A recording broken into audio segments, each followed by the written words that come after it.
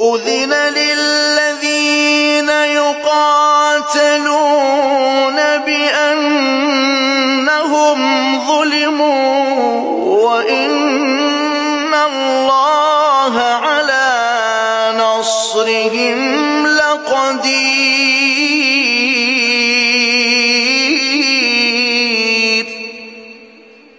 الذين أخرجوا من ديارهم بغير حق إلا أن يقولوا ربنا الله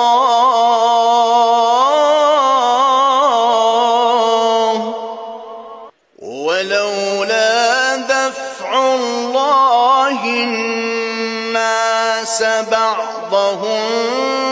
ببعض